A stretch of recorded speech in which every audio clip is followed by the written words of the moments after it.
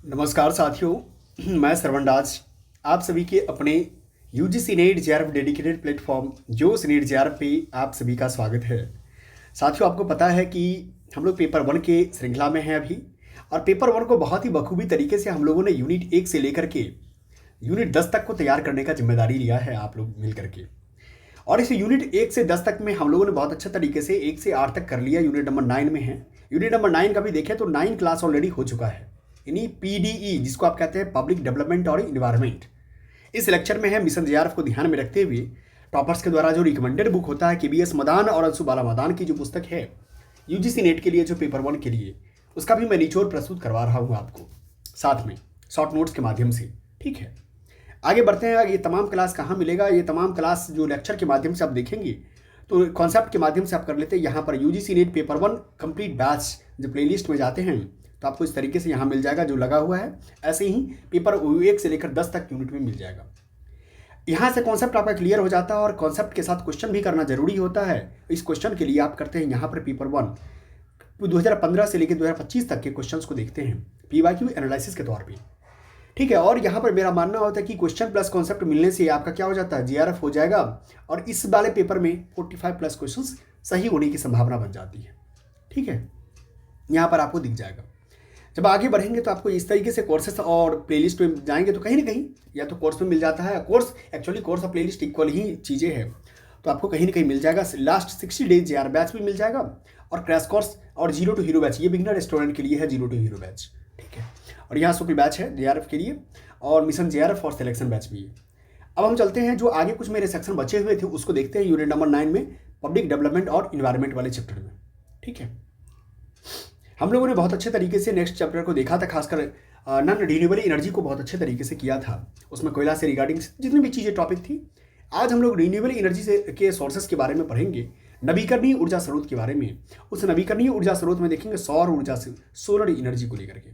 क्या देखेंगे? Solar energy को लेकर के लिखा हुआ है सौर ऊर्जा ऊर्जा क्षेत्र में सबसे बड़ी नवीकरणीय और टिकाऊ या सतत होता है, सस्टेनेबल है। यही कारण है कि हमारी ऊर्जा सुरक्षा के लिए महत्वपूर्ण है।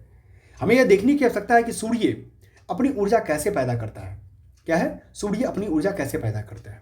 ऊर्जा संरक्षण का कानून, law of conservation of energy के बारे में बात करेंगे। क्या है? ऊर्जा संरक्षण का कानून के बारे में बात करें। यहां से भी पीवाईक्यू पूछा गया है। ऊर्जा संरक्षण का नियम यह कहता है कि ऊर्जा ना तो सृजित की जा सकती है और न ही नष्ट की जा सकती है। आपको पता होगा क्योंकि आप लोगों ने ऑलरेडी 10th कक्षा में पढ़ी होगी, 10th कक्षा या अंडर 10th की बात है कि ऊर्जा संरक्षण नियम कहता है ऊर्जा ना तो सृजित की जा सकती है और नहीं नष्ट की जा सकती है, केवल क्या होता है, एक रूप से दूसरे रूप में परिवर्तित होती है। इस नियम का मूल आशय यह है कि किसी बंद प्रणाली में ऊर्जा कुल मात्रा सदैव स्थिर हो रहती है। ऊर्जा के रूपांतरण के दौरान ऊर्जा जो होता है का कुल संतुलन क्या होता है, कुल संतुलन एक मतलब फिक्स रहता है, बराबर बना रहता है। ठीक है, अब आता है परमाणु संलयन विखंडन, न्यूक्लियर फ्यूजन और फ्यूजन के बारे में बात करते हैं। आप जानते हैं कि जब फ्यूजन टूट की जाएगा तो न्यूक्लियर एनर्जी के रूप में हम लोग काम करते हैं। जब जुट जाता है तो वही न्यूक्लियर फ्यूजन जो हो जाता है वही हाइड्रोजन बम का तौर पे काम आ जाता है। अब सौर ऊर्जा के तौर उत्पादन में शामिल जो परमाणु प्रक्रियाएं होती है उसको देखते हैं। पहला देखते हैं न्यूक्लियर फ्यूजन प्रोसेस। क्या होता है? संलयन प्रोसेस, नाभिकीय संलयन प्रोसेस, जो बहुत ज़्यादा ह्यूज एनर्जी जहाँ से बनते हैं हाइड्रोजन बम बनाने के काम आता है। ये सूर्य, खासकर सूर्य देखेंगे तो सूर्य खास तौर पे इसी का एग्जाम्पल है। ठीक है, न्यूक्लियर फ्यूजन का प्रोसेस का एग्जाम्पल है, क्योंकि इसीलिए उसमें क्या है, काफ़ी ज़्यादा ऊर्जा है, मूल कोर में होता है। यहाँ जहाँ हाइड्रोजन परमाणु संलयन से गुजरते हैं। परमाणु हाइड्रोजन जो होता है प्रोटॉन को मिलाकर हीलियम बनाया जाता है। कुछ द्रव्यमान मास की हानि होती है जो बहुत अधिक ऊर्जा उत्पन्न करता है। यह वास्तव में ऊर्जा का क्या है, मुख्य स्रोत है। दूसरा आता है नाभिकीय फ्यूजन एनर्जी के बारे में। एक तो हम लोगों ने देखा प्रोसेस के बारे देखते हैं। अब एनर्जी, नाभिकीय संलयन की प्रक्रिया में दो या दो से अधिक परमाणु यानी छोटे छोटे परमाणु मिलकर क्या होता है, ऐसे करके दोनों ज्वाइंट होकर के बड़ा सा बन गया। एक बड़े परमाणु संयोजित होते हैं। इस प्रक्रिया में बड़ी मात्रा में ऊर्जा मुक्त होती है, रिलीज होती है, आपको पता ही होगा। ठीक है, सूर्य के बारे में कहता कि प्रोटॉन प्रोटॉन श्रृंखला प्रतिक्रिया जो होती है नामक चरणों की एक जटिल श्रृंखला के माध्यम से खुद को शक्ति प्रदान करता है।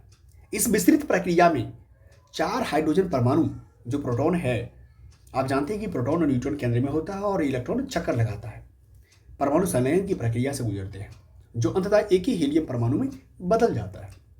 इस प्रक्रिया के दौरान मूल द्रव्यमान का एक छोटा सा भाग नष्ट नहीं होता। लेकिन आइंस्टीन के द्रव्यमान ऊर्जा समतुल्यता सिद्धांत जो है E=mc², क्या है? E for energy, m for mass, C for जो लाइट का जो वेग है उसके बारे में बात की जा रही है। E=mc² के अनुसार ऊर्जा में परिवर्तित हो जाता है। यह रूपांतरण सूर्य के अपार ऊर्जा उत्पादन को ईंधन देता है और जो हमें पृथ्वी पर प्राप्त होने वाले सूर्य के प्रकाश के रूप में प्रकट होता है। अब हम नेक्स्ट चलते हैं इसके बारे में, direct use of solar power का क्या यूज करेंगे। डायरेक्ट यूज क्या करने वाले? पहला तो करने वाले प्रकाश संश्लेषण के माध्यम से हमारा पौधा क्या करता है? भोजन बनाने का काम करता है थ्रू फोटोसिंथेसिस।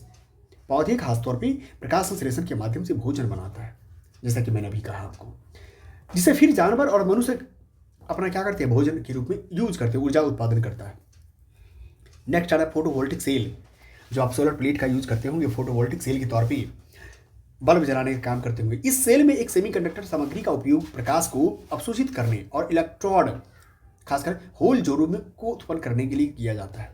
इन इलेक्ट्रॉन जो है होल जोड़ों को विद्युत संपर्कों द्वारा इलेक्ट्रिक विद्युत वर्तमान बनाया जाता है। ये सेल सामान्य है और उत्पादन करने में अपेक्षाकृत सरल और सस्ते होते हैं। ठीक है, यहां आप देख सकते हैं कि किस प्रकार से ये चीजें यूज कर रहा है। सो देखिए, आपको एक मैं बात बता रहा हूं। यहाँ पर आप देख पा रहे हैं ये सोलर प्लेट हो गया। ये क्या है? सोलर प्लेट है। ठीक है, ये सेमीकंडक्टर वाला लाइन है, सेमीकंडक्टर का लाइन है। अब यहाँ से क्या किया? यहाँ से एक लाइन निकला, एक दो निकला, प्लस और एक मान लेते प्लस माइनस है। ये बैटरी क्या किया? बैटरी यहाँ पर रखा हुआ है। ये डायरेक्ट करंट यहाँ से आता है। हाँ, एक बात और, कभी भी प्रश्न पूछा जाएगा सोलर प्लेट से जो आता है डायरेक्ट करंट आता है, डीसी आता है। ठीक है, नॉट अल्टरनेटिव करंट, ये डीसी आता है। डीसी क्या किया? यहाँ पे क्या इन्वर्टर लगा हुआ है। इन्वर्टर को क्या किया? डीसी को एसी में चेंज किया पहले। भाई डीसी को एसी में चेंज करेगा तब ना आपके घर का जो जितनी भी बल्ब है वो कैसे जलेगा, पंखा कैसे चलेगी? वो आपको एसी में बदलना पड़ता है अल्टरनेटिव करंट में। और डीसी को क्या किया? इन्वर्टर के माध्यम से एसी में बदल दिया। और इन्वर्टर ई क्या किया? फिर जाके मीटर या फ्यूज बॉक्स में गया एसी करंट, और यहाँ से जो एसी करंट कहाँ चला गया? ग्रिड में चला गया। अगर मान लो ग्रिड के माध्यम से जाता है तो ये एसी करंट ग्रिड चला गया, ग्रिड से आपके घर जहाँ भी जाना है ये एक जगह से दूसरी जगह चला जाता है। दूसरा, ये जो मीटर या फ्यूज बॉक्स है यहाँ से चला गया आपके होम अप्लायंस में। होम अप्लायंसेस में क्या हो गया?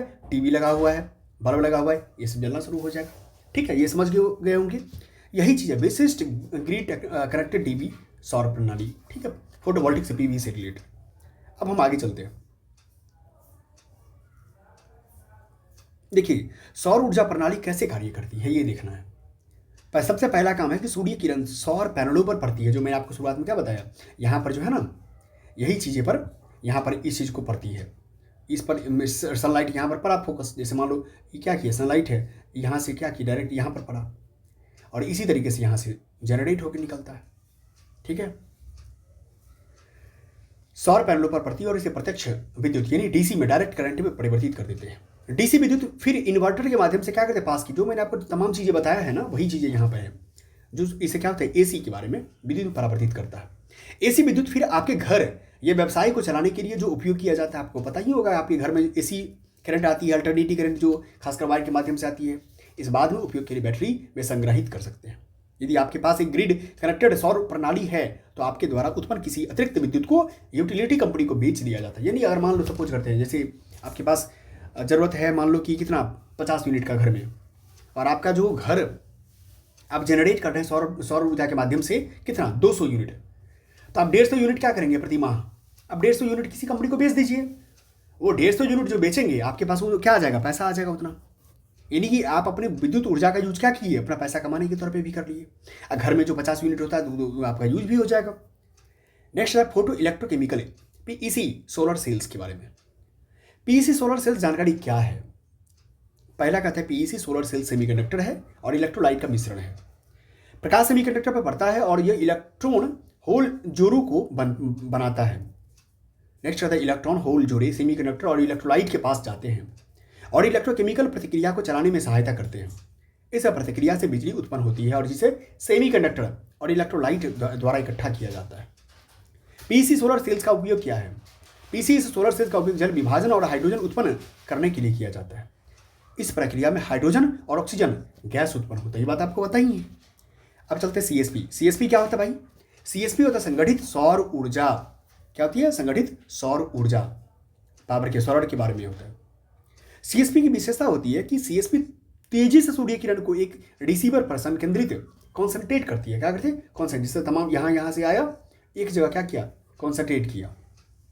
दर्पण या लेंस के द्वारा किया उपयोग करती है। ऊर्जा उत्पादन कैसे करेगी? गर्मी का उपयोग बिजली उत्पन्न करने या हाइड्रोजन ईंधन जैसे अन्य ऊर्जा का उत्पादन करने के लिए किया जाता है। ये आपको पता है। अब यहां देखिए, आपने अभी तक के क्या क्या देख लिया है? सोलर प्लेट वाला देख लिया, सीएसपी भी देख लिया। अब हम देखते हैं ओपीवी। ओपीवी क्या होता है?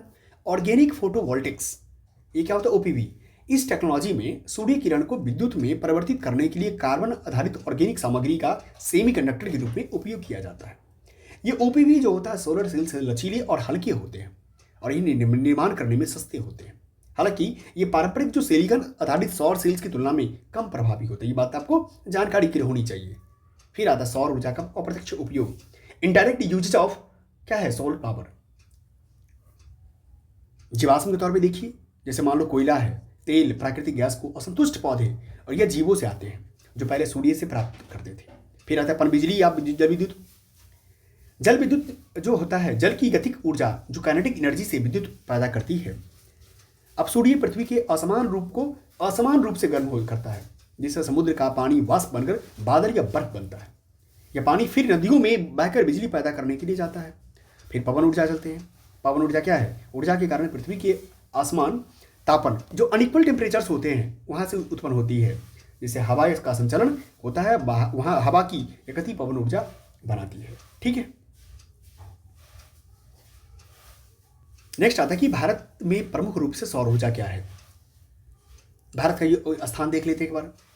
भारत उत्तरी गोलार्ध में स्थित है, आपको पता ही है, आपको इस जानकारी में है। और कर्क रेखा ट्रॉपिक ऑफ जो कैंसर है इसके मध्य क्षेत्र से होकर गुजरती है। आपको पता होगा कि आप जो याद करते होंगे गुजरात महाराष्ट्र से हो, सॉरी गुजरात राजस्थान से होकर के जो जाती है। ठीक है। गमछा झारा मित्र इसका फॉर्मूला काफ़ी ज़्यादा हम लोगों ने याद किया हुआ है कि यहाँ से निकलती है। ठीक है। झारखंड हो गया, छत्तीसगढ़ हो गया, जो भारत को 2 बराबर भागों में विभाजित करती है कर्क रेखा। भारत के कई क्षेत्र साल में 300 से अधिक धूप वाले दिनों का आनंद लेते हैं और सौर ऊर्जा उत्पन्न करने के लिए आदर्श है। नेक्स्ट आता है तकनीकी प्रगति। टेक्नोलॉजिकल इन्हांसमेंट क्या होता है? यहाँ पर अधिक प्रभावी सौर पैनल और सौर संग्रह समाधान और सौर चालित सिंचाई परिवहन जैसे नवाचारी अनुप्रयोगों के लिए का विकास हुआ है। फिर आता है लागत की कमी। क्या आता है? लागत की कमी। इसको नीति समर्थन वित्तीय खासकर वृद्धि वित्तीय क्षमता और तकनीकी प्रगति के माध्यम से प्राप्त किया जाता है। बड़े परियोजनाओं के माध्यम से क्षमता विस्तार हुआ है। अब आता सरकारी पहल। राष्ट्रीय सौर mission NSM, national solar mission के बारे में बात हो रही है। एनएसएम जो होता है राष्ट्रीय जलवायु परिवर्तन योजना का एक महत्वपूर्ण भाग है, जिसमें मैंने क्या बोला था, जो खासकर डिटरमाइंड कंट्रीब्यूशन था, उसमें 8 जो मेरा योजना होता है एक्शन प्लान, उस एक्शन प्लान के अंतर्गत ये चीज़ आता है। अब हम देखेंगे कि जो भारत को एक सौर ऊर्जा में एक वैश्विक नेता के रूप में स्थापित करना चाहता है। यह महत्वाकांक्षी लक्ष्य जो है निर्धारित करता है और फिर उनका क्रियान्वयन करता है। छेड के 2010 में 20 गीगावाट का प्रारंभिक लक्ष्य निर्धारित किया गया था। उस लक्ष्य के बाद 2015 में संशोधित कर 100 गीगावाट कर दिया गया।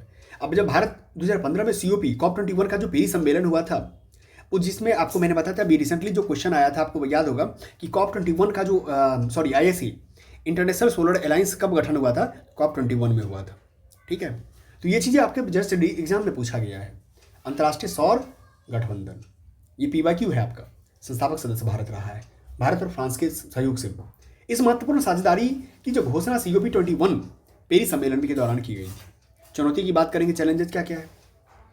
तेजी से बढ़ते जाने के बावजूद जमीन का अधिग्रहण, ग्रिड कनेक्टिविटी, भारी पैमाने पर परियोजनाओं के लिए वित्तीय सीमाओं और ऊर्जा संग्रहण समाधानों के रूप में चुनौतियां हैं। स्थिर विद्युत की आपूर्ति सुनिश्चित करने के लिए मजबूत ऊर्जा संग्रह समाधान और ग्रिड प्रबंधन की आवश्यकता है। ठीक है। तो हम लोग ये देख रहे हैं कि सौर ऊर्जा के लक्ष्य में जो नवाचार हुआ है, इनोवेशन हुआ है, उस इनोवेशन के रूप में हम लोग कैसे इसको यूज करने वाले हैं। MNRE जो हम जानते हैं के अनुसार जो है ना, 2023 के मार्च के रूप में भारत विश्व में सौर ऊर्जा के 5वां सबसे बड़ा हो गया। लेकिन अपडेट जब करेंगे आप, अपडेट करने के बाद जो है चीज़ें 4th पर आ गया है। ठीक है, 4th रैंक पे आ गया है। इसकी स्थापित क्षमता इतना के आसपास है। ठीक है, सौर ऊर्जा के लिए 5 राज्य के राजस्थान में इतना है। ठीक है,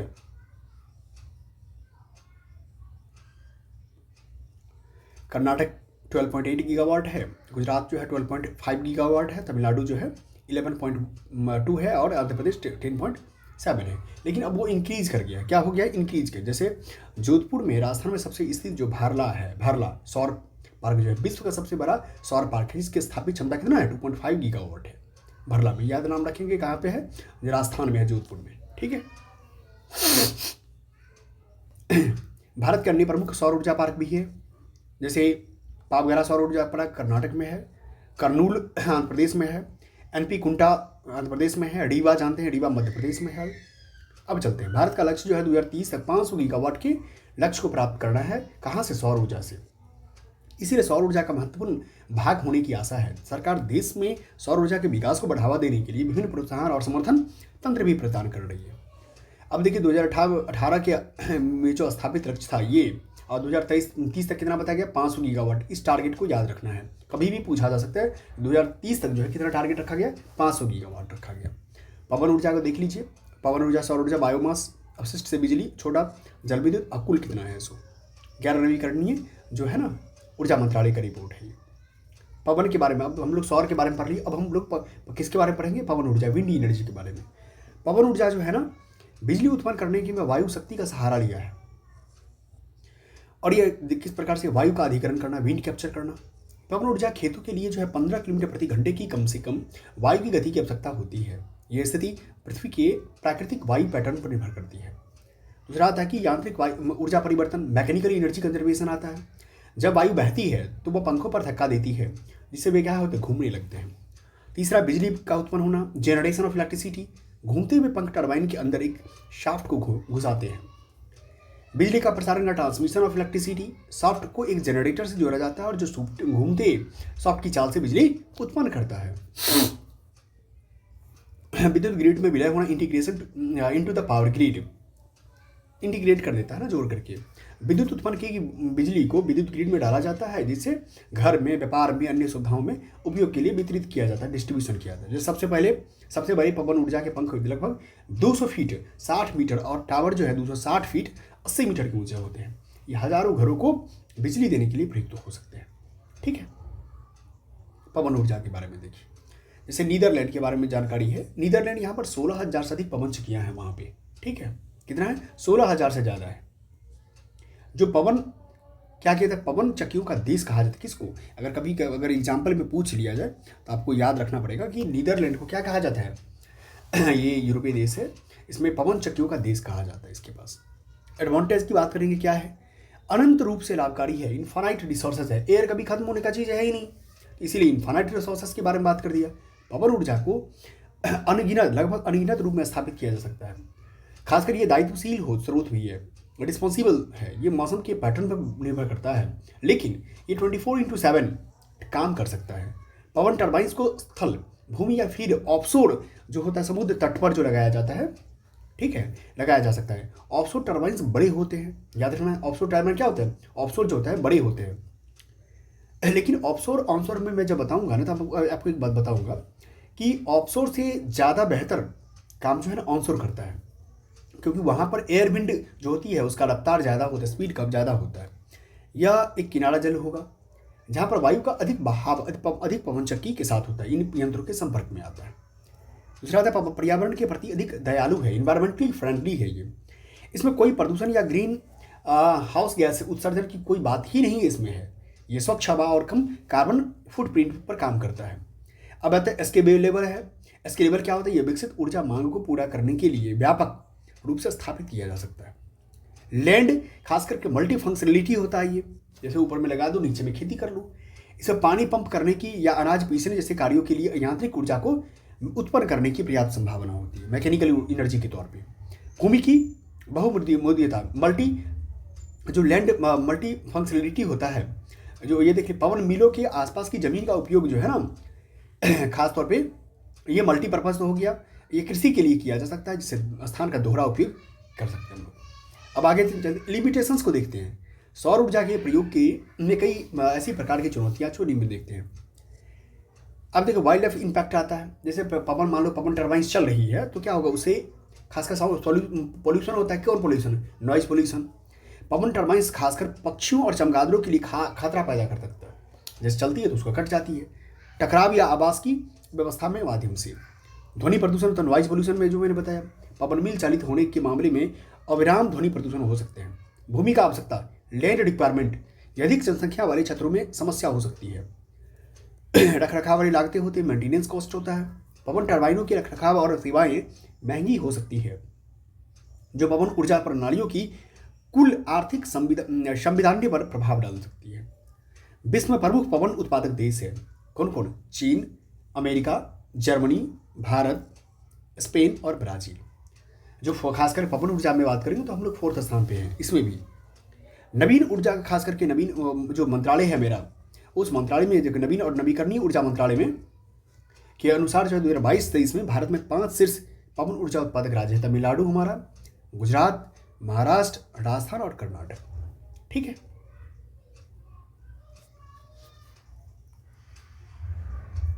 अब हाइड्रो इलेक्ट्रिक पावर के बारे में देखते हैं, पन बिजली या जल विद्युत ऊर्जा के बारे में। इस प्रकार की ऊर्जा का अर्थ होता है जल की ऊर्जा। क्या होता है? जल की ऊर्जा।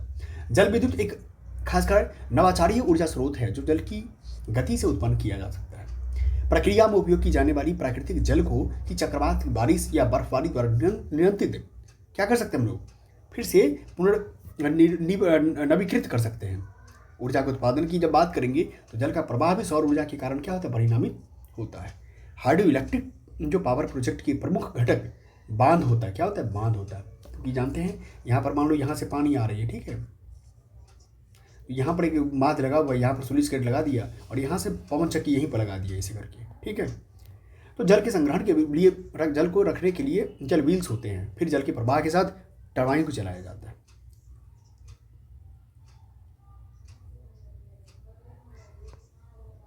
अब यहाँ देखते हैं कि क्या क्या लिखा है कि हम निम्नलिखित बिंदुओं से ऊर्जा का परिवर्तन देख सकते हैं। पहला तो गुरुत्वाकर्षण ऊर्जा है, ग्रेविटेशनल एनर्जी के बारे में बात करेंगे।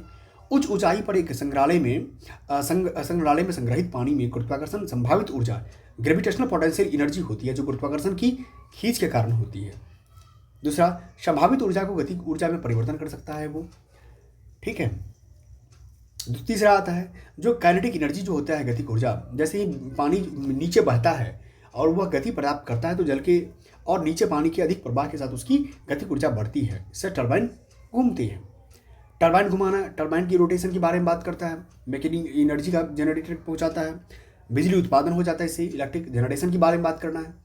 जनरेटर के अंदर जो है मैकेनिकल ऊर्जा को इलेक्ट्रोमैग्नेटिक प्रेरणा की प्रक्रिया के माध्यम से विद्युत ऊर्जा से परिवर्तित किया जाता है। उत्पन्न बिजली फिर घर, व्यापार, उद्योग में उपयोग कर लेते हैं हम लोग। भारत की क्षमता की बात करेंगे, इंडियाज कैपेसिटी और प्रोजेक्ट्स का, तो आप यहाँ देख रहे हैं कि इंडिया के कोयना के बारे में है। परियोजना 1960 मेगावाट है।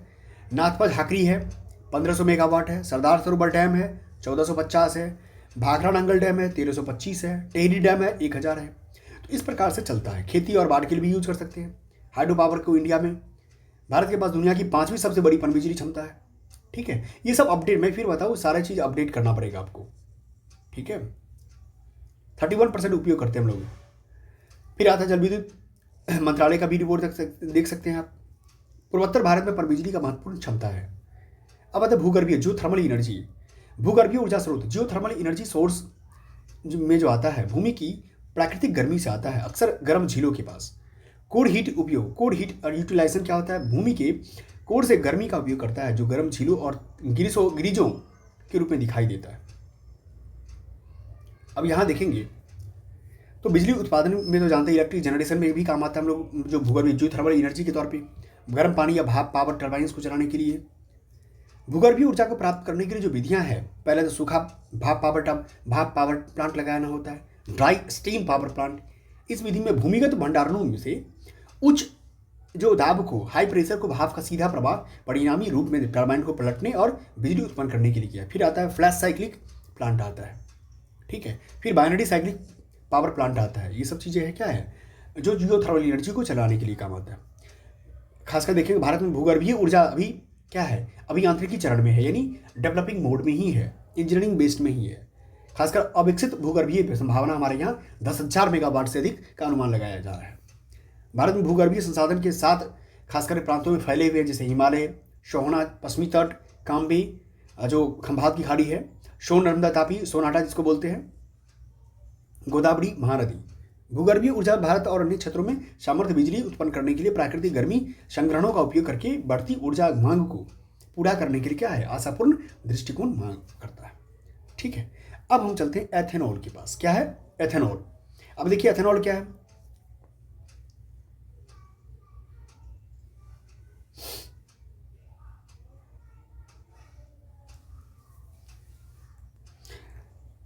इस चीज को देखिए एथेनॉल से रिलेटेड। ऐसा करते हैं, एथेनॉल वाले चैप्टर को ना हम लोग कल पढ़ने वाले हैं। ठीक है, नेक्स्ट करते हैं, ज़्यादा अच्छा रहेगा, आराम आराम से पढ़ेंगे, जो चीज़ों को समझने में आसानी रहेगी। बहुत बहुत धन्यवाद आप सभी का। पढ़िए जाकर के, और भी सब्जेक्ट आपके सामने लगे हुए हैं। बहुत बहुत धन्यवाद।